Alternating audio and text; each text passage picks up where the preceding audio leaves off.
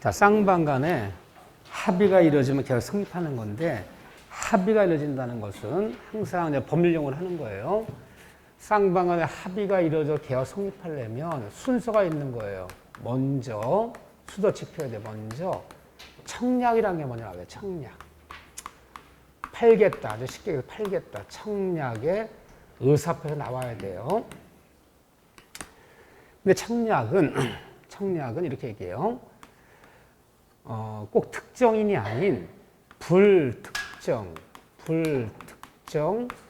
다수인에게도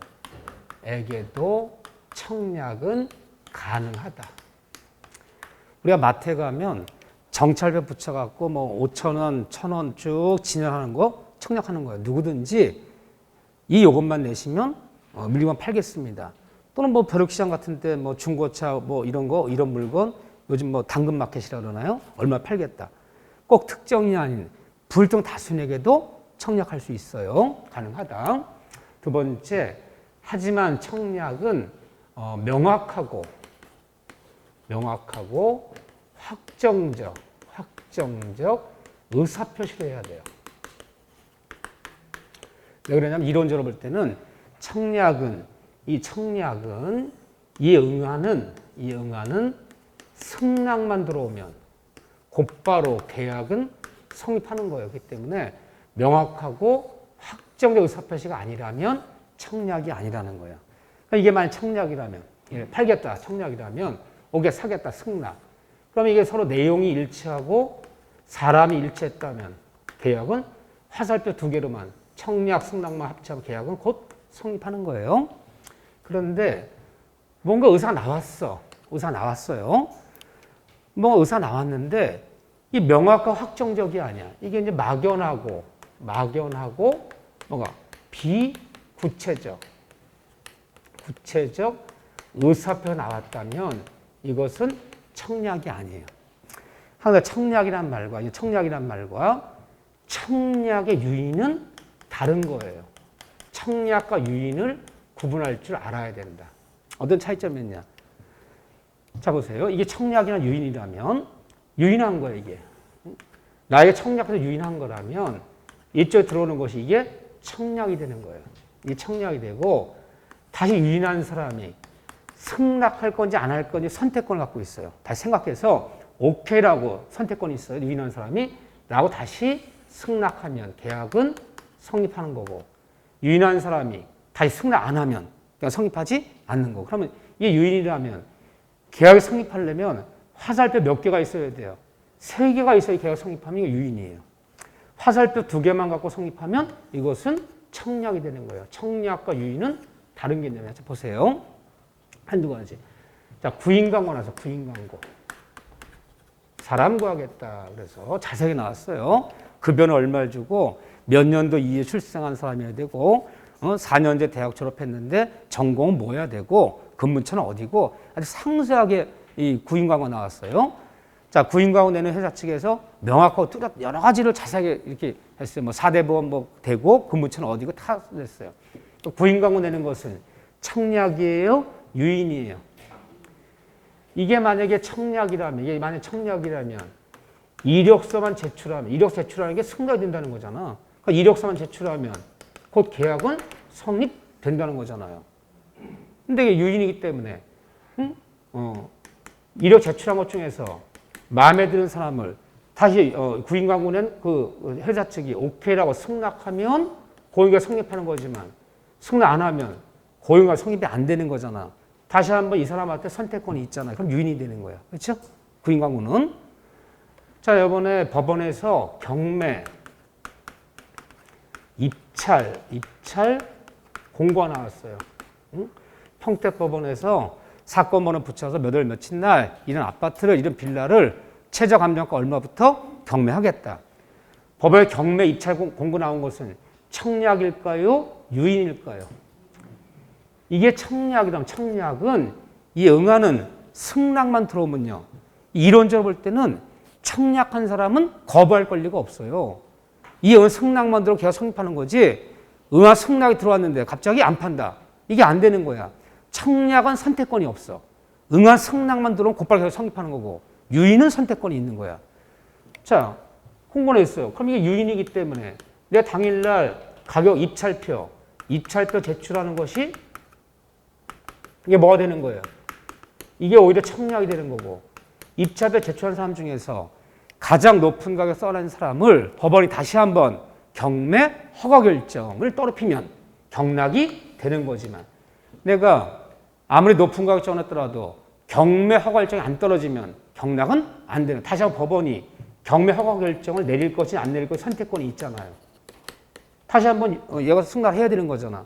그러니까 화살표 3개가 있어야 되잖아. 그럼 경매 입찰권 유인이지 이거는 청약이 아니죠. 그렇죠? 자, 내가 마트를 갔어. 정찰표가 쫙 붙어 있어요. 정찰표. 쭉 붙어 있어요. 뭐 10,000원, 20,000원, 30,000원. 정찰표 붙여서 물건을 진열한 것은 청약의 유인이에요. 청약이 되는 거야. 누구든지 그 물건 집어다가 대금만 지급하면 걔가 성파는 거지. 내가 갖고 왔더니 안 판대 갑자기. 당신한테는 안 판대. 성이 어떻게 되냐? 홍씨인데요? 홍씨한테는 안 판대. 그럴 권리가 없어요. 누구든지 그 가격만 내면 걔가 성립하는 거예요. 그래서 우리가 물건을 정찰 붙여놓은 것은 청약이에요. 청약이기 때문에 누구든지 이 돈만 내면 계약은 성립돼야 되는 거야. 그런데 물건을 이렇게 진열해 놨어요. 이렇게 남대문시장, 동대문시장의 옷가게에 진열하는데 정찰표가 안 붙어 있어요. 쭉 진열만 해놨어. 유인일까요? 청약일까요? 정찰표를 안 붙여놨어요. 그냥 물건만 쭉 진열해놨어요. 유인한 거예요. 지나가다 아저씨 이 잠바 이거 얼마입니까? 예, 10만 원인데요. 9만 원에 주시죠? 예, 좋습니다. 그럼 매매되는 거지만 9만 원에 못 팝니다. 그러면 계약서는 안 되는 거야. 오히려 이건 유인이 되는 거고 내가 아저씨 이거 얼마예요? 라고 묻는 게 이게 청약이 되는 거고 9만 원에 주시죠? 예, 좋습니다. 9만 원에 드릴게요. 그러면 계약 성립하지만 예, 9만 원은 안 팝니다. 그러면 성립 안 되잖아. 그러면 이건 유인이 되는 거예요. 다시 한번 승낙을 해줘야 돼. 그래서 우리가 사회생활 할 때 청약은 명확하고 확정되기 때문에 이 응하는 승낙만 들어오면 청약자가 거부할 권리가 없어요. 곧바로 계약 성립되는 거야. 근데 유인이라면 이쪽에 들어오면 청약이 되는 거 오히려 다시 한번 나에게 선택권이 주어지면 유인이 되는 거고 나에게 선택권이 없으면 청약이 되는 거예요. 이렇게 보시면 돼요. 이렇게요. 몇 가지 예를 들었지만 그러면 만약에 자 우리 중개사 사무실에 이렇게 중개사 사무실에 유리창에 무슨 아파트 324평 뭐 전세 얼마 매매 얼마 쭉 이렇게 뭐 매매는 뭐 얼마 뭐 4억 5천 이렇게 쭉 붙여놨어. 무슨 아파트 뭐 매매는 얼마 전세 얼마 월세는 뭐 보증금 얼마에 월세 얼마 쭉 이렇게 유리창 붙여놨어요. 그러니까 청약이에요 유인이에요. 잘 생각해 보세요. 그 청약이라면 요거 추천 요거 내가 저기 요 4억에 판다는 거 요거 사겠습니다. 그럼 무조건 팔아야 되는 거야. 저기요 사신다는 분이 왔는데 그랬더니 이 사람이 마음에 안 들어. 말하는 것도 싸가지가 없고 하고 아주 저기 안 팝니다. 그럼 되는 거잖아. 그러면 이게 유리창에 내가 얼마 매물을 내놨어. 중개 사무실에 4억에 팔아달라. 그랬더니 그것도 유리창 써붙였어? 내가 4억에 산대. 갔더니 사람이 마음에 안 들어. 안 팝니다. 그럴 권리가 있어 없어요? 매도인 있잖아. 그건 유인이지 그거는. 근데 무조건 유리창에 붙여놨는데 4억에 사겠습니다. 라고 얘기하면 반드시 팔아야 돼. 계약 반드시 성립이 돼야 돼. 그럼 청약이 되는 거지. 근데 그런 거 아니잖아요. 응? 딱 보고 매도인이 마음에 안 들면 안 팝니다. 그럴 수 있잖아요. 그러니까 유인이 되는 거지. 그래서 중개사 사무실에 유리창에 붙여놓은 것은 유인이지 청약이 아니에요. 이렇게요. 그렇잖아요. 아파트도 우리가 청약한다고 그러잖아요. 청약 유인하는 거죠. 자, 무슨 아파트를 얼마에 이런 식으로 분양하겠다.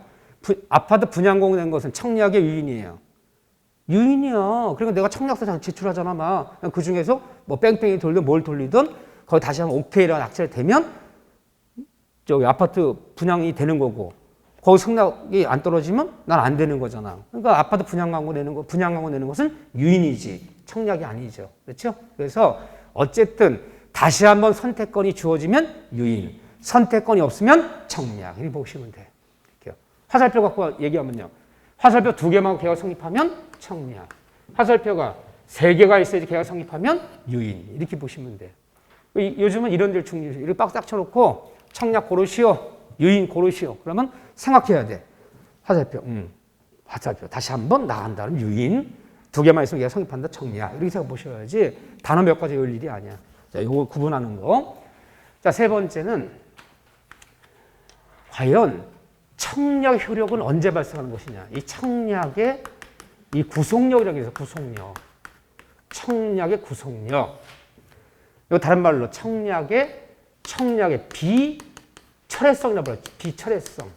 청약 구속력. 청약의 비철회성. 무슨 말이냐. 누굴 보호하려는 제도냐. 이건 상대방이에요.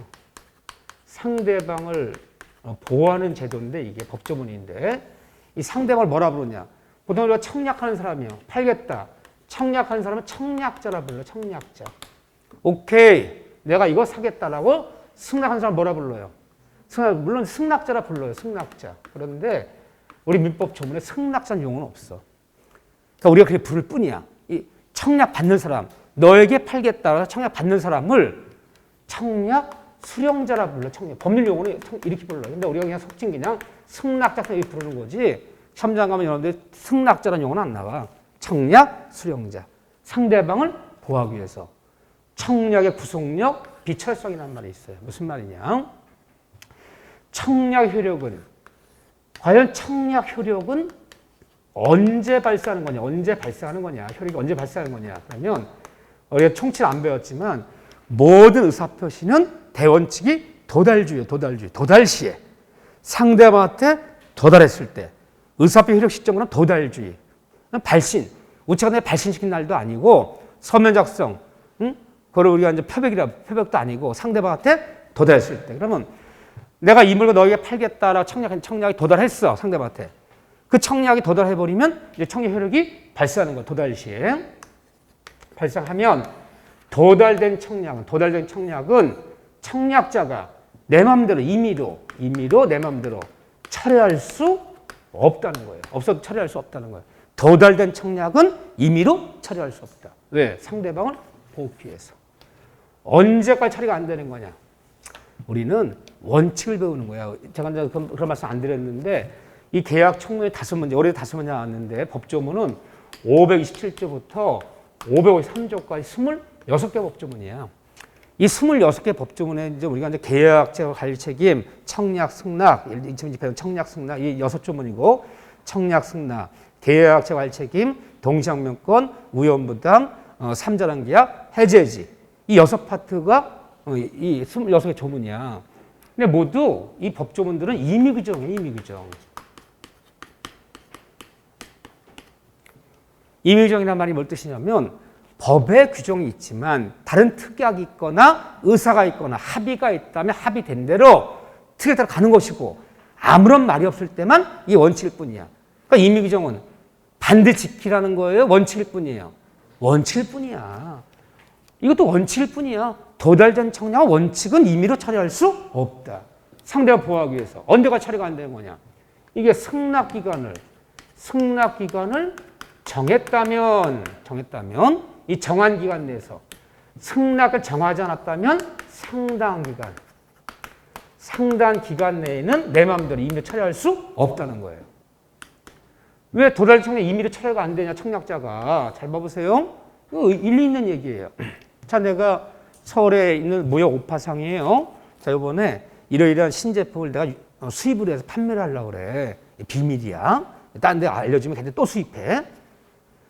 수입해서 내가 팔려고 그러는데 몇 번 거래했던 부산에 있는 김 사장한테 은밀히 청약했어. 김 사장, 내가 미국에서 이 획기적인 제품을 곧 수입할 건데 네가 이러이러한 조건이라면 일단 매장은 100평 이상 돼야 돼.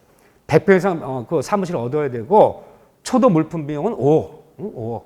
뭐 보증금 점에서 5억을 나에게 입금시키고 이러이러한 조건이라면 너에게 부산 총판 대리점권을 주겠다. 생각 있으면 계약 맺자라고 청약했어. 이러이러한 조건으로 다 썼어요. 그 청약한 날이 언제냐? 11월 30일 날 청약했어. 그 청약하면서 늦어도 할 건지 안 할 건지 가부간 오케인지 노인지 12월 10일까지는 대답해달라. 청약하면서 언제까지 기간을 정했잖아 지금요. 이게 승낙 기간이라는 거야. 네가 이 기간 맺을 건지 총판 대리점권 맺을 건지 안 맺을 건지는 11월 30일 청약하면서 12월 10일까지는 대답해달라. 그러니까 12월 10일이 바로 승낙 기간을 정한 거야. 그러면 여러분들이 이 청약 수령자야. 이 받은 사람이 어떻게 할 거예요? 12월 10일까지 과연 이 제품이 소비자한테 인기는 있는지, 과연 내가 100평짜리 매장을 얻으려면은 보증금이 얼마쯤 들어가는지, 돈이 모자라다면 대출은 되는지 등등 여러 가지 알아볼 거 아니에요. 사무실은 어디 얻는 게 좋을지. 언제까지 대답하면 돼?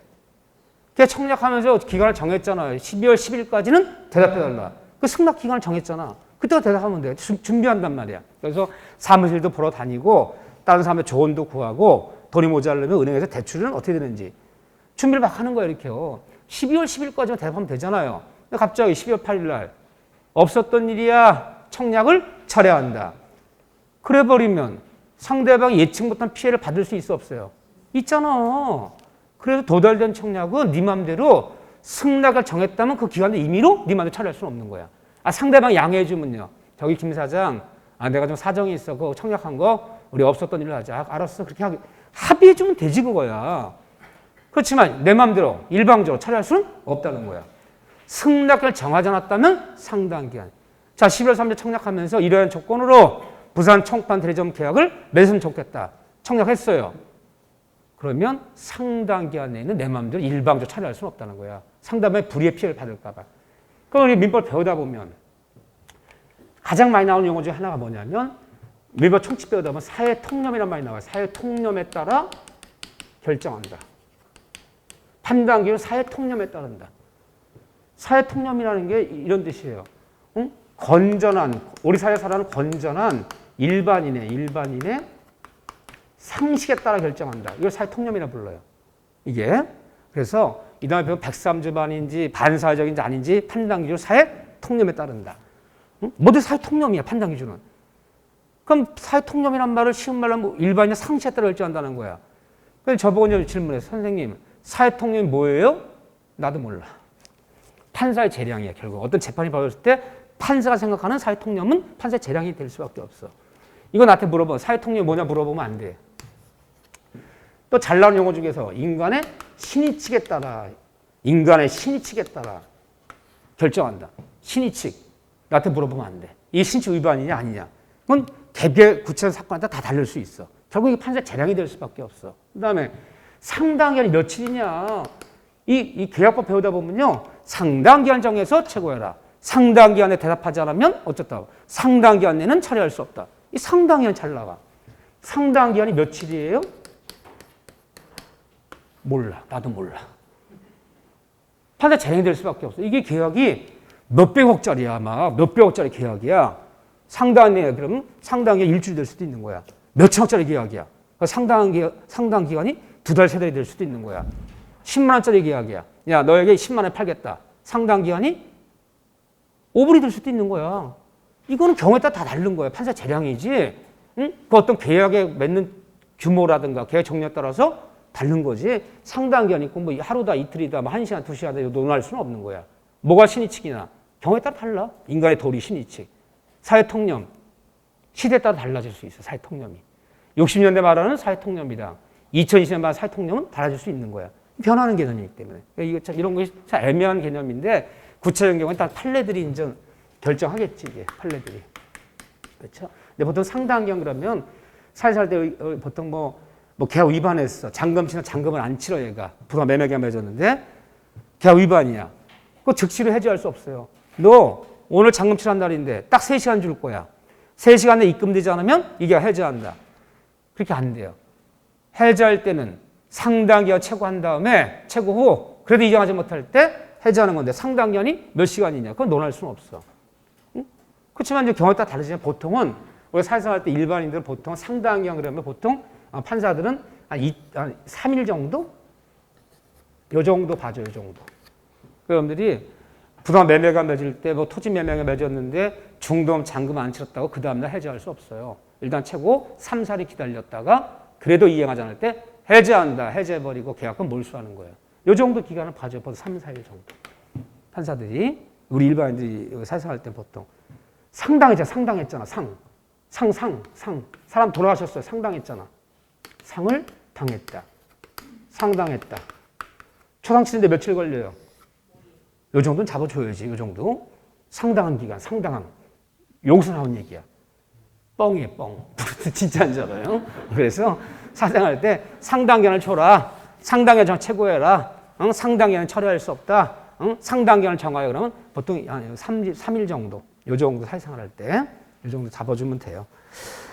자, 뭐 이런 얘기. 그래서 도달된 청약은 승낙을 정했다면 정한 기간 내는 내 마음대로 임의로 처리할 수는 없다. 기간을 정하지 않았다면 상당 기간 내는 임의로 처리할 수 없다. 왜 임의로 처리해버리면 상대방, 청약 수령자는 불이의 피해를 받을 수도 있기 때문에 내 마음대로 임의로 처리할 수는 없다. 청약의 구속력, 비처리성이다 불러요. 요 세 단어 정도만 봐주시고 중요한 단어들. 자, 그런 얘기들이고 이제 승낙 얘기 볼까요? 승낙? 어려운 건 아니에요. 어려운 건 아닌데 그래도 이렇게 이제 한번 들어보라는 거예요. 이렇게요. 시험은 어려운 거만 나오는 건 아니에요. 올해 32회 중개사 민법 시험은 최근 5년 내 본 시험에서 28회, 29회, 30회, 31회, 30회 5년 내 본 시험에서는 가장 어려웠어요. 올해가. 왜? 그건 충분히 예상됐던 바야 조금. 왜? 응시생이 늘어나잖아. 응시생이 많이 늘어났는데 인원을 무조건 많이 뽑을 수는 없잖아. 그러니까 조금 좀 민법을 조금 이렇게 조절을 했어요. 이렇게 좀 어렵다고 해서 32회 때 문제가 31회 때보다 한 두 문제 정도? 그 정도 어려운 거지. 어렵다고 해서 뭐 황당하게 뭐 80점 맞던 사람이 뭐 60점 맞고 70점 맞던 사람이 50점 맞고 이렇게 어려운 건 아니고 좀 어렵다라면 평소보다 두세 문제. 좀 쉽다 그러면 평소 평균적으로 두세 문제 쉽게 나오고 그러면 내 점수가 5점 상관에서 왔다 갔다 할 수는 있는 거야. 근데 5점이 커요. 5점에 두 문제 상관에 사람들이 7천명, 8천 명이 달려 있어요. 두 문제 올려버리면 1차, 뭐 민법이 두 문제 올렸다 그러면 7, 8천 명이 줄어들어요. 이렇게 합격생이. 두세 문제 쉬웠다 그러면 7, 8점이 늘어나요. 이렇게요. 보통 그 정도 몰려있어요. 이렇게요. 자, 그랬는데 제가 수업 시간에 저때 여기 작년 수업 들은 분이 안 계시니 몰라도 제발 좀 그 출제 경향을 잘 봐야 돼. 출제 경향을. 이 출제 경향이라는 게 조금씩 바뀌어요. 한 1회 때부터 한 8회 때까지. 8회 때부터 한 15회 때까지. 15회 때부터 한 22, 3회 때까지. 지금 현재 지금 20, 한 5, 6회 이후에 지금까지. 조금씩 이렇게 경향이 바뀌어요. 이렇게요. 그 중에 제가 제발 좀 가불병, 너무 가불병 따지지 말라 그랬어요. 가불병 따지는 거 있잖아요. 사례 문제 가불병, 가불병정 따지는 거. 이게 따지는 이런 사례 문제들은 누구한테 중요한 거냐? 법대 학생들한테 중요한 거야. 법대 학생들은 논리를 따질 줄 알아야 돼. 착착착 기계적으로 무슨 수학처럼 갑과 을이 착착착 이렇게 무슨 공식처럼 논리적 따져 들어갈 줄 알아야 돼. 이런 시험 문제가 과거에 많이 나왔어요. 근데 제가 올해 아직 안 지났어요 하면서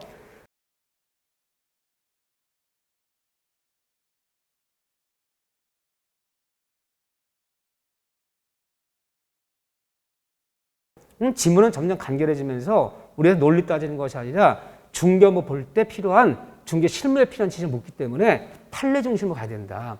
판례가 쏟아지는 부분은 중요한 부분이고 아무리 논리가 이론이 많더라도 판례가 잘 안 나오는 부분은 그건 안 나온다. 잘. 판례가 있는 부분이 실생활에 필요한 부분이고 판례가 쏟아지는 부분이 실제 분쟁이 벌어지는 부분 때문에 너무 가불병에 신경 쓰지 말아라. 올해 가불병 문제 8문제밖에 안 나왔어. 제가 마지막에 올해 아니지 않습니까?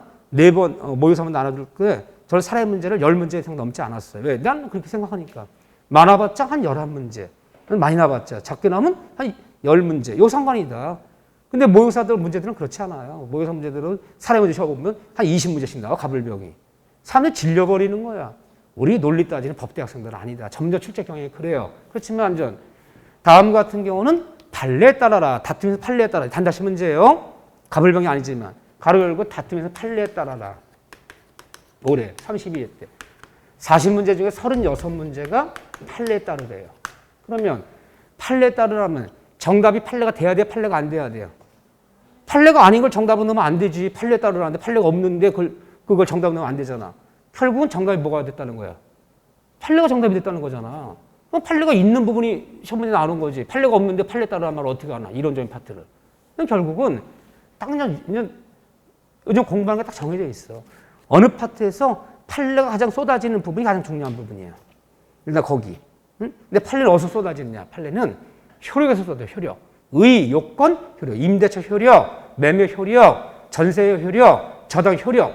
효력 파트에서 판례가 쏟아지는 거야. 그럼 여러분들이 교과서 두껍지만 내가 교과서를 봐야 되는데 전체를 다 지금은 안 보지만 5월달, 6월달 이제 교과서를 봐야 되는데 전체를 보자면 너무 부담스러운 거야. 너무 읽어도 막 그 자리고 너무 많은 거야. 그러면 어느 파트가 효력 파트만 다 있는 거야. 매매 효력, 임대차 효력, 전세 효력, 예를 들면 비즈니스 표시, 통제율 표시, 그러면 효력, 효과. 거기만 있는 거예요. 그러면 40문제 중에서 30 몇 문제는 효과, 효력에서 다 나와요, 이렇게요. 거기가 또 판례 쏟아지는 부분이고. 이렇게 좀, 볼 줄 알아야 되는 눈이 있어야 되는 거야. 무조건 공부 열심히 한다고 되는 게 아니라 논점 없는 공부는, 관점 없는 공부는 시간만 낭비해요. 시간에 비해서 효율이 떨어져요. 이 다음에 그런 걸 우리는 시험 공부하는 거지 문법이나 학문 공부하는 거 아니에요. 제가 좀 많이 제가 하자는 대로 해주셔야 돼. 갑자기 이 얘기가 나오니까 승낙. 자, 승낙은 오케이 사겠다 승낙이야. 이 승낙하는 사람은 청약 수령자라고 불러요. 받은 사람이 이런 사람인데. 자, 승낙은 특정인에게만 가능하다. 즉 승낙은 불특정 다수인에게 승낙한다는 말은 없어요. 누구에게만 승낙한다는 말을 해드리는 거야. 청약자 때문에 승낙하는 거야. 청약자 때문에 승낙한다는 말을 해야지. 불특정 다수인에 승낙한다 그러면 불특정 다수인과 계약 맺었다는 얘기잖아. 말이 안 되잖아요. 청약은 불다수인에게도 청약할 수 있어. 하지만 승낙은 누구에게만? 청약자 때문에 승낙한다는 말 써야지 불특정 다수인에 승낙한다는 말은 없어요. 다른 점이에요. 두 번째, 이 청약 수용자는 해답 의무는 없다 그래요. 해답 의무가 없다. 또 청약 수용자, 승낙자는 청약자 의사에 구속되지 않는다. 이 소리야. 자 보세요. 내가 집에 들어왔더니 어떤 물건이랑 함께 청약서가 와 있어요. 응? 3일 내에 대답이 없으시면 이 물건은 사는 것으로 보겠다. 3일 내에 연락하지 않으면 이 계약은 성립한 걸로 보겠다. 라고 와 있어요. 그런데 3일 내에 꼭 산다 안 산다로 연락할 의무가 있어 없어요? 없는 거야. 청약자 무슨 말을 하든 나는 해답 의무가 없어. 산다 안 산다 해답 의무가 없어. 그럼 만약에 그렇게 계약 맺으면 씩 보내더니 팩스를 피고 왔어. 3일 내에 연락 없으면 이 계약은 성립한 걸로 보겠다. 나 3일 내에 연락하지 않았어. 그 계약 성립한 거예요? 성립 안 한 거예요? 안 한 거지. 청약자가 무슨 말을 하든 청약 수용자는 산다 안 산다. 예수님 논지를 해답할 의무가 없고 청약자도 구속되지 않기 때문에 3일 내에 연락하지 않으면 이 계약 성립한 걸로 보겠다. 3일 내에 연락이 없으면 이 물건 사는 걸로 보겠다. 그 계약 성립하는 거? 아니에요. 그럼 물건 다 팔아먹지. 따라서 말을 표현할 때 청약 수용자는 청약자 무슨 말을 하든 해답 의무가 없다. 예수님 논지를 대답할 의무도 없고 청약자 우세 구속되지 않기 때문에 3일 내에 연락이 없으면 계약은 성립한 걸 본다라고 왔더라도 3일 내에 연락할 의무 없다. 이게 성립하는 거 아니다. 이렇게 말하는 거야. 청약자 구속되지 않는다. 그렇지만 승낙은 청약과 그 내용이 일체적되는 거예요. 일체적인 승낙 효력이 있는 거예요. 팔겠다 1억 원에, 오케이 사겠다 9천만 원에. 승낙 들어왔지만 서로 내용이 일치하지 않잖아요. 청약 일치하는 것이 청약 효력이 있는 거예요. 승낙 효력이 있는 거예요. 만약에 청약에 조건 붙여 승낙하거나 청약에 변경을 가한 승낙은 이것은 승낙의 효력은 없고 다만 청약자 입장에서 새로운 청약으로 볼 수는 있다. 참 어려운 얘기가 있는데 이 다음엔 자 무슨요? 팔겠다 1억 원에, 오케이 사겠다 9천만 원에. 그러면 청약의 변경을 가해서 승낙했잖아요. 그럼 이것이 승낙 효력은 없어요. 승낙 효력이 있다면 계약 성립했다는 뜻이야. 승낙 효력은 없고 다만 청약자 갑의 입장에 볼 때는 이거를 9천만 원을 새로운 청약으로 받을 수 있어. 새로운 청약으로 받아서 알았어? 응? 9천에 팔겠다라고 다시 승낙해주면 계약이 성립할 여지는 있어 없어요? 있는 거예요. 그러면 청약에 조건을 붙이거나 변경을 가한 승낙은 청약을 거절하고 내가 새로운 청약을 하는 거야. 그러니까 청약한 사람이 고민하다가 좋습니다. 9천에 팔겠습니다. 라고 승낙하면 계약 성립할 여지는 남겨주는 거죠. 그래서 청약 조건을 붙이거나 변경한 승낙은 승낙으로 인정할 수 없고 다만 청약자에다 새로운 청약을 봐서 청약자 오케이로 승낙하면 계약의 성립의 여지는 남겨둘지언정 청약 조건바나 변경한 승낙은 그 자체로는 계약의 불성립이죠. 다만 청약자가 뭐로 볼 수는 있다? 이것을 9천만 원을 새로운 청약을 볼 수는 있다. 이렇게. 다시 얘가 승낙하면 계약 맺어질 여지는 있는 거예요. 그래서 이 자체만 갖고는 계약 성립은 아니지. 그렇죠? 이런 얘기들. 청약 조건을 붙이거나 변결간 승낙은 청약을 거절하고 다시 얘가 새로운 청약항으로 보는 거예요. 그래서 그 자체만 갖고 계약 성립은 아니다. 이렇게 들어가는 거죠. 자, 그런 얘기들. 여기 밑에 재미난 얘기 나와 있네. 자판기. 자, 이렇게 자판기가 설치되어 있어, 학원에. 그래서 여기 봤더니 상품 이렇게 뭐 깡통이 이렇게 들어있더니 어떤 것은 1,000원, 어떤 것은 500원, 어떤 건 700원 쭉 이렇게 요금표 적혀 있어요. 그러면 자판기 설치한 것은 자판기 이 설치한 업자가 나에게 청약한 거예요? 유인한 거예요? 잘 생각해보자. 자판기 설치한 건 청약이냐? 유인이냐? 이게 만약에 유인이라 그러면 내가 동전 집어넣는 것이 청약이 되는 거고 이게 유인이 된다 그러면 이게 청약이 되는 거고 유인한 자판기 업자는 다시 한번 결정기가 있다 그랬잖아요. 웅 돌아 이게 웅 돌더니 안 팜. 그다음에 동전 확 뱉어버려. 당신은 안 판대. 웅 돌더니 팜. 그러면 또 물건 주고. 자판기 업자가 판다 안 판다 선택할 권한이 있어 없어요? 없잖아. 누구든지 동전만 집어넣으면 물건 주는 거잖아. 그건 자판기 설치한 건 청약이지 유인이 아니지. 다시 한번 선택 기회가 없잖아요. 청약 그 사람이. 그러면 이게 유인이라면 정말 여기다 하나 만들어 놔야지. 웅 팜. 그러면 오케이. 안 팜. 그러면 안 파는 거야. 선택 기회가 없잖아. 그건 청약이 되는 거지. 자판기 설치는 청약이에요, 청약. 이해되시죠? 네. 그렇게 보시면 되죠. 유인이 아니다. 다시 한번 선택 기회가 없잖아. 업자에게. 자, 계약, 체결자의 과실 책임 볼까요? 이해 제대로 하셨네. 청약 유인을 구분할 줄 아는 거. 선택 기회를 다시 한번 주느냐, 안 주느냐. 주면 유인, 주지 않으면 청약. 이거 보시면 돼요. 자, 용어 중에 계약 체결상의 과실 책임이라는 용어가 있어.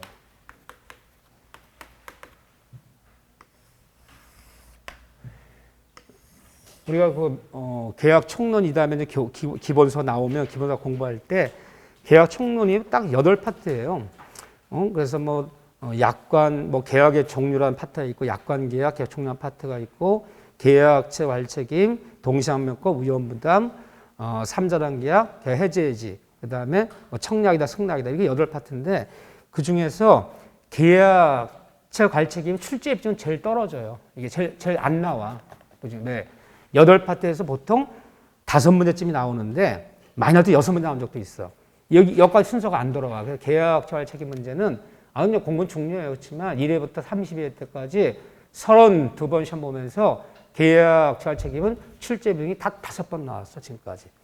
그러면 5번 나왔다는 것은 한 6년 정도마다 한 번씩 나온다는 거죠. 출제 비용이 떨어지는 편이야. 그래도 중요해요. 자, 용어인데, 법률 용어인데, 계약 체결 책임은 우리 민법 535조에 여기 규정되어 있는데, 언제 쓰는 용어냐? 용어 중요해요. 일단 계약 체결 책임은, 많이 써볼게요. 일단은 대법원 판례에 따르면, 우리 항상 판례를 공부해야 되는 거야. 학설은 필요 없어요. 언제 쓰는 용어냐? 계약 체결 책임은 일단 두 사람 사이에 외견상, 두 사람이 등장한다 칩시다. 외견상 겉으로 볼 때 첫째, 이 용어를 쓸 때 외견상 계약은 성립되었을 것. 다른 말로 계약은 체결되었을 것.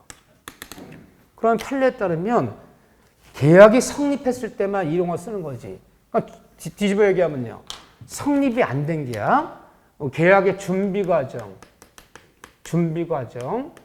이런 계약의 교섭 과정, 이런 거 성립은 안 된 거잖아, 지금. 준비 과정이잖아. 이런 데서 어떤 계약의 어떤 부당 파기가 벌어졌다. 그럼 이런 데는 이 용어 쓰는 거 아니에요. 판례는 일단 계약이 성립이 돼야 돼. 성립이 안 된 계약에서 이 용어 쓰지 말라는 거야. 오로지 이 경우만 쓸 수 있어, 이 경우만. 왜? 판례는요, 이따가 배우면요.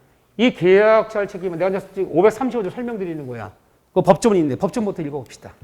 이때만 쓰는 거야. 이때 아니면 안 쓰는 거야. 딱 한 번, 요 경우만 인정해요. 판례가. 이 경우가 아니면 절대 쓰지 말아요. 자, 535조. 계약 체결상의 과실. 법 좀 봐보세요. 1항에. 목적이 불능한 계약을 체결할 때 그 불능을 알았거나 알았다. 이미 알았다. 이걸 알았다는 걸 악이라 불러요. 알고 있었다. 악이. 난 알고 있었어. 이 계약이 불가능한 계약임을 이미 알았다. 악이. 알았거나. 우리 민법을 법조이다 보면 거나라는 얘기 잘 나와요. 거나. 이 거나라는 것은 항상 오알 또는이란 개념이야. 법조인 얘기인데 거나. 그럼 오알 또는 악이 또는 오알. 응? 알았다. 알았거나 또는 알지 못했더라도 알 수 있었다. 알 수 있었다. 알 수 있었는데. 조금만 주의하면 알 수 있었는데. 부주의해서 몰랐다. 알 수 있었다. 이거를 유과실을 불러요. 유과실. 알 수 있었다. 네가 조금만 주의했다면 알 수 있었는데 부주의. 주의하지 못해 몰랐다. 알 수 있다면 유과실이라고 유과실. 악이 또는 유과실. 뭘 알았다. 이미 알고 있었다라면 악이. 조금만 주의하면 알 수 있었는데 알 수 있었다 그러면 유과실. 이 경우 악이 있던 유과실인 이런 자가 상대방이 그 계약의 유효를 믿었음으로 인하여 뭐뭐를 믿었음으로 인하여 뭘 믿었다. 응? 계약을 믿었다. 이거를 신뢰이기라 불러요. 신뢰. 뭘 믿었다. 뭘 믿었음으로 믿었음으로 인해 발생한 손해는 배상해야 된다. 그러나 그 배상액은 그 계약이 유효함으로 인하여 생이익액을 넘지 못한다. 계약이 유효함으로 생이익을 넘지 못한다. 이걸 뭐라 부르냐? 이거를 이행이익이라 불러요. 이행이익. 야, 법률용어 어려운 거 많이 쏟아져 나왔다 지금. 갑자기 자신감이 급하강하네. 급하강. 신뢰이익, 이행이익. 이제 다 설명드릴 거예요. 넘지 못한다. 이 항의 전항의 규정은 상대방이 그 불능을 알았거나 알았다. 상대방이 뭐지? 알았다? 악이. 거나 또는 상대방이 알 수 있었을 경우. 알 수 있었다. 뭐예요? 유과실. 상대방이 악이 또는 유과실 때는 적용하지 않는다. 자, 영어로 돼 있어요? 한글로 돼 있어요? 한글로 돼 있어요. 해석이 돼요? 안 돼요? 안 돼요. 한글이 이렇게 어려워. 이게 한글이에요? 우리말이 아니에요. 우리말이 아니에요. 한글로 쓰다가 다 우리말인가? 유과실, 악이, 신뢰이, 이행이 다 일본식 한자 용어야. 굿모닝이 한글로 되어 있다고 우리말이 아니잖아. 굿모닝 영어를 아니까 그 인사말인 줄 아는 거지 읽을 줄 알도 아는 게 아니잖아. 그래서 진짜 이 법조문은 조사라든가 은는 주어라든가 이런 거 빼놓고는 다 명사들이 중요한 명사들이 다 일본식 한자 용어야. 그래서 읽는다 아는 게 아니에요 지금. 제가 오늘 해석해 드릴게요. 그러면 계약 체결자 관식이란 말은 언제 쓰는 용어냐? 일단 판례에 따르면 두 사람 사이에 의견상 겉으로 볼 때 계약은 성립되었을 거. 뒤집어 보면 성립도 안 된 계약. 성립도 안 된 계약에서는 이 용어 쓰면 안 돼요. 성립되었을 거. 성립된 계약이 뭐가 되었느냐? 두 번째. 성립된 계약이 원시적 불능이 되었을 것. 이 단어 나와야 돼요. 원시적 불능이 되었을 것. 이 원시적 불능이 되어버리면 이 성립한 계약 뭐가 되느냐? 이 성립한 계약은 무효가 돼요. 무효. 효력이 없어요. 이 세 단어가 나와야 돼. 계약 체결 관측이라는 용어는 일단 계약이 성립되었을 것. 성립이 안 된 계약의 준비 단계, 계약의 교섭 단계 이런 데서 문제 생긴 것은 성립이 안 된 계약이잖아. 이 용어 쓰면 안 되고 일단 성립이 되었을 거. 성립된 계약이 원시적 불능이 되었을 거. 자, 이제 용어예요. 자, 불능. 자, 용어 하나 정리하고 할게요. 많이 쓸 용어인데 항상 민법은 불능, 이 불가능이에요. 불가능. 이 불가능을 줄여서 꼭 불능이라고 불러요. 불능, 불가능, 불능. 자, 불능에는 여러 가지 종류, 불가능 여러 가지 종류가 있어요. 근데 그 중에 대표적으로 쓰는 용어가 원시적 불능, 후발적 불능. 이 용어가 이제 제일 대표적인 용어예요. 원시적 불능, 후발적 불능. 자, 보세요. 자, 예를 들어보는 거예요. 자, 양평에 펜션 한 채가 있어. 자, 이런 펜션이 있는데, 매도인이 갑이야. 그래서 평택에 있는 친한 지인을 만나서 너 양평에 있는 우리 펜션 3년 전에 신축한 거야. 너 두세 번 같이 놀러 갔었지. 경치 좋고 아주 좋던데. 내가 사정이 급해서 그래. 내가 토지 매입하고 건축하는데 3억이 들었는데 너 2억만 주면 팔겠다. 그래서 팔겠다고 사라. 그래 내가 2억이면 사지 뭐. 몇 번 가봤던 데로 가볼 필요도 없어. 그래서 매도인 갑과 매수인 을 사이에 양평에 있는 펜션을 이거를 2억에 사업 팔기로 매매 계약이 성립한 날이 언제냐? 2억 사업 팔기 계약이 성립한 날은 성립해서 도장 계약서 쓰고 도장 찍었어. 그날은 11월 30일이었어. 그래서 계약금으로 2천 주고 1억 8천은 한 달 뒤에 12월 30일 날 주기로 하고 그날 별장 명도해주고 설거 이전에 필요한 서류 교배해주기로 한다. 이게 계약 내용이야. 계약 성립한 날은 이날이야. 도장 찍고 왔어. 집에 왔어요. 매수인이에요. 집에 와서 나도 이제 세컨하우스 마련했어. 흐뭇해. 싸게 잘 샀어. 아주 마음에 들었는데 바로 연락이 왔어요. 계약 성립한 날은 11월 30일인데 사실은 이 펜션, 이 매매한 이 별장은요. 어젯밤에 11월 29일 날 원인모로 화재가 나서 어젯밤에 모두 소실된 상태였어요. 계약 성립한 당시에. 근데 마을 이장이 뭐 연락처 모르고 그러니까 이거 사람이 뭐 거절한 데는 아니에요. 연락 이제 온 거야.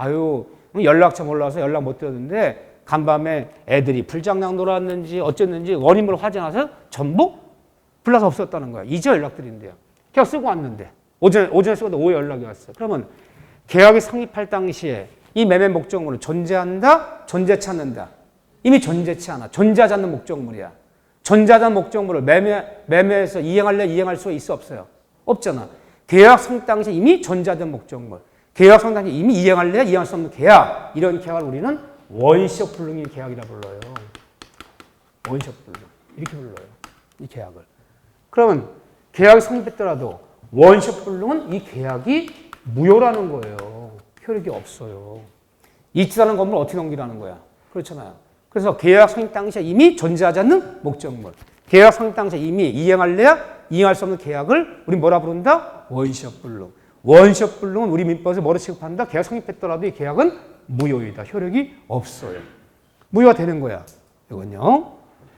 근데 계약 성립 당시에 이거 예를 드는 거야. 이 건물이 불나가 없어진 건물이야. 그러니까 계약이 무효되는 거야. 계약이 무효가 되기 때문에, 계약은 무효이기 때문에 매수인이 그래요. 그건 네 사정이지. 계약 썼으니까 난 12월 30일까지 잔금 1억 8천 치를 테니까 그 사이에 옆집 별장 옮겨오든 다 전놓든 그건 네가 알아서 해. 만약 12월 30일까지 잔금 치는데 별장 인도 못하면 뭐든 일체 소멸 청구 들어갈 거야. 라고 매수인이 얘기했어요. 매수인이 맞는 거예요? 틀리는 거예요? 틀리는 거야. 원시적 불능 뭐라고 법조문에? 무효이다. 무효는 이행하지 않았다면 이행할 필요 없고 이행하지 않으면 이행을 요구할 수 없는 게 무효야. 무효가 되는 거야. 무효가 돼요. 되고 다만 무효가 되고 이때 매도인은 누구야? 갑이죠. 매도인은 뭔가 매수인에게 뭔가를 책임은 져줘야 된다는 거예요. 계약 자체는 무효됐지만 있지도 않은 별장 판다 하는 바람에 얘가 와서 계약 쓴다 하루 일 못했지 비용 깨졌잖아. 등등도 여러 가지 손해본 게 있잖아. 손해배상은 해줘야 된다는 거야. 이때 성립한 계약이 원시적 불능이 되어서 무효되었을 때 매도인이 매수인에게 뭔가를 책임져 주는 것을 법률용어로 뭐 한다? 계약. 갈 책임은 진다로 태어나는 거야. 지는데 이때 매도인은 이 책임을 지려면 얘가 이때 뭐 손해배상 해주는 거야. 손해배상을 해줘야 된다는 거야. 계약은 무효가 됐지만 계약은 이행할 필요가 없지만 이때 매도인은 어떤 요건을 갖춰야 되냐? 매도인은 이 책임질려 매도인은 악의 또는 유가실일까? 악의 또는 유가실일 것이란 말이 무슨 말이냐면요. 계약서 쓰는 이날 이미 알고 있었어. 이 별장은 어제가 불나가 없어지고 뻔히 알면서 매매한 거야. 악의 또는 악의가 아니더라도 몰랐다. 악이 아니야. 나 몰랐어. 몰랐다면 선이라는 거 선이. 몰랐어요. 그렇더라도 유가실이야. 뭔가 잘못이 있다면. 자, 보통 물건을 판매하는 사람들이 계약서 쓸 때 자기 물건이 존재하는지 존재하지 않는 것도 확인하지 않은 것은 뭐 잘못이 있는 거 없는 거야. 있잖아. 아기가 아니었더라도 알고 있지 않았더라도 육아실이 있었다면 육아실이 있을 거. 이 둘 중 하나 갖춰야 돼. 그리고 타방이 바로 매순이야. 매순이 여기서 을이을. 타방 매순이는 선이 그리고 무가 신일 거. 나는 몰랐다. 몰랐다 선이야. 몰랐다. 나는 이렇게 와서 쓴 날 옛날에 놀러 가본 별장이야. 이 별장 불난지 몰랐다. 선이. 그리고 모르는데 잘못이 없을 거. 이거 갖춰야 돼. 이상 갖췄다면 얘한테 뭔가 물어줘야 돼. 이때 얘가 얘한테 물어주는 것을 법용으로 뭐라 부른다? 계약 체결상의 과실 책임 진다라 얘기하는 거야. 응? 지는데 이때 이런 건 좀 배우는 거야. 이런 건 요건을요. 이때 책임진다면 계약 체결 책임진다면 뭔가 손해배상 해준다면 손해배상의 범위는 그 어디까지 물어줄 것이냐. 범위는 자 매수냐는 얘기가 그래 어젯밤에 불났어 나랑 계약 쓸 때 이미 존재하지 않는 건물이라고 이 계약이 무효라고 뭐 할 수 없지 뭐. 내가 2천 줬으니까 4천 줘. 배액상환해. 배액상환 해야 되는 거 아니니? 원래 계약금 주면 매도인이 계약을 이행하지 못하면 배액상환 해주는 거 아니니? 4천만 원 줘. 라고 을이 가봤대. 배액상환 4천 요구할 수 있어 없어요? 요구할 수 있는 거 아니에요. 배액상환이라는 것은 계약이 맺어졌는데 한쪽의 고의 잘못으로 고의를 이행하지 않을 때 계약 위반이 되는 건데 이건 이미 존재하지 않는 계약이잖아요. 무효인 계약이잖아요. 받은 대로 2천만 주면 되는 거지 배액상환 요구하는 건 아니에요. 그런데 문제는요. 그건 받은 대로 2천원 돌려받고 우리 민법을 공부할 때 인전 항상 민법은요. 뭔가 잘못 있는 사람은 계약을 맺었는데 잘못 있는 사람은 잘못이 없는 사람에게 뭔가를 배상해 줘야 돼요. 손해배상이라 불러 이걸요. 근데 민법은요. 손해배상 범위 그러면 항상 둘 중에 하나를 물어주는 거예요. 손해배상 범위는 둘 중에 하나는 실내익배상. 법률용어를 써야 돼요. 실내익배상. 하나는 이행이익배상. 실내익, 이행이익. 둘 중에 하나를 물어주는 거야. 항상 계약을 맺었는데 누구의 잘못으로 계약이 파기가 되거나 계약이 위반되거나 계약을 이행하지 않아. 그러면 잘못 없는 사람한테 배상해줘야 돼. 이때 사람 범위는 그러면 항상 둘 중에 하나. 실내익배상 아니면 이행이익배상. 법률용어가. 그러면 실내익이라는 걸 꼭 단어 이렇게 명사 쓰면 이렇게 쓰지만 이 단어 쓰면 뭘 믿었다. 뭐 믿었음으로 인하여 발생한 손실. 뭘 믿었다. 이 말이 꼭 나오고 이행이익은 그 계약이 유효해서 이행했다면 계약대로 이행했다면 내가 남겼을 이익. 이행이란 말이 꼭 나와요. 쉽게 얘기할게요. 이 사건. 간밤에 불나가 없어진 건물을 이런 원시적 불능이라고 불러요. 그 다음날 2억에 팔겠다고 계약서 써버렸어. 응? 자 그랬을 때 실내익 그러면 쉽게 얘기하면 이 경우에 부대비용 정도 부르죠. 부대비용. 있지도 않은 건물 산다고 나오는 바람에 하루 일 못했죠? 하루 일당. 잡혔었어. 뭐 같이 밥 먹었어. 밥값을 또 갈비값을 또 얘가 냈네. 매수인이. 등등. 또 이게 중개사무실에 가서 그래도 써야 되지 않느냐. 얘한테 중개하는 거 아니지만 계약서 쓸 데가 없으니까 중개사무실에 대필해달라. 썼더니 또 10만 원 달래네? 또 10만 원 줬지. 밥값 썼지. 하루 일 못했지. 지금 잡히 깨진 게 한 6, 70만 원 돼요. 그거 물어주면 실내익배상이라 부르는 거야. 그거 물어주면 부대비용 정도. 근데 이행이익은요. 이 전매 차익까지 다 물어주면 이게 이행이익이야. 나는 네 별장을 2억에 매입해서 3억에 팔 수 있었어. 전매차 1억까지 다 물어줘. 그럼 이행이 되는 거야. 그럼 어떤 게 액수가 커요, 보통? 이거 크지. 그 전매 차익까지 다 물어주면 이행배상. 부대비용 경우 깨진 거 물어주면 실익배상. 근데 이 경우에 불나서 없어진 건물을 그 다음날 계약 썼어. 원시적 불능이 계약 자체는 계약 성립했더라도 무효이다. 다음 매도인은 매수인에게 뭔가 책임은 져줘야 된다. 그 책임지는 것을 계약 시에서 갈증친다 부르는데 이때 그 손해 범위는 어떤 배상의 원칙이냐. 계약자 책임은 실내익배상. 이걸 물어주는 것이 원칙이에요. 부대비용 물어주는 거 원칙이에요. 실내익배상이 원칙이지 이 전매차를 물어주는 거 아니다.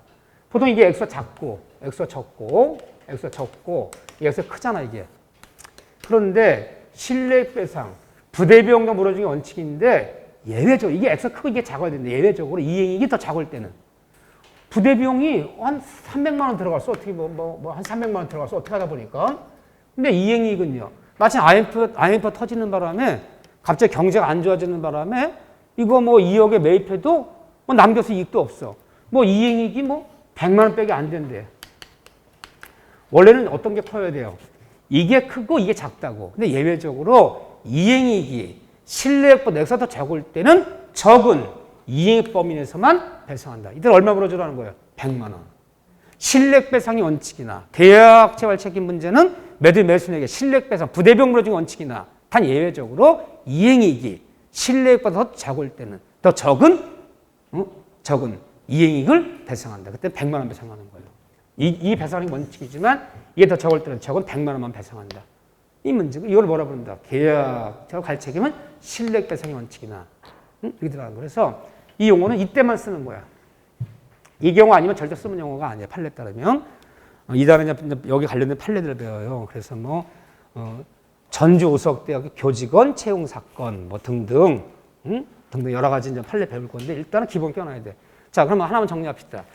일단 우리 민법 계약처가 할 책임 문제는 일단 두 사람 사이 계약은 성립되었을 것. 성립도 안 된 계약에서는 이 문제 발생치 않는다. 판례에 따르면 성립된 계약이 뭐가 되었을 것? 원시적 불능되었을 것. 계약 성립 당시에 이미 존재하지 않는 목적물. 원시적 불능이 됐다. 원시적 불능은 그 계약 성립 때도 원시적 불능은 법리적 불능은 뭐다? 법에서 무효이다. 계약은 무효이다. 계약은 무효됐더라도 원시적 불능이 무효됐더라도 매도인이 매수인 때 뭔가를 물어줘야 된다. 물어주는 것을 뭐란다? 계약, 체결에서 갈 책임 진다 푸른다. 그런데 손해 든 범위는 신뢰액 배상, 이행이익 배상, 신뢰액 배상의 원칙, 부대비용 물어주는 게 원칙이다. 하지만 예외적으로 이행이익이 신뢰액보다 액수가 더 적을 때는 적은 이행이익을 배상한다. 그때 쓰는 용어다. 그런 용어. 그 정도만 일단 봐주시고, 그 정도만. 자, 넘기시면